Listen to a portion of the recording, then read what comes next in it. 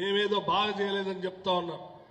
సరే రండి, శాసనసభకి రండి, మీరు లెక్కలు తీసుకొని రండి, నేను లెక్కలు తీసుకొని వస్తాం, మనం చర్చిద్దాం, ప్రజలకు తెలియజెప్తాం, ఎవరిది కరెక్టో ఎవరిది అబద్ధమో శాసనసభలోనే తేల్చుకుందాం రండి అని అంటే సవాల్ని స్వీకరించాల్సిన కేసీఆర్ గారు స్వీకరించకుండా ఇంకో ఆయన బయలుదేరింది.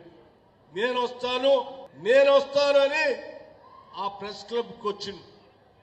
ముఖ్యమంత్రి గారు చెప్పింది ఏంది, మీకు అర్థమైంది ఏంది?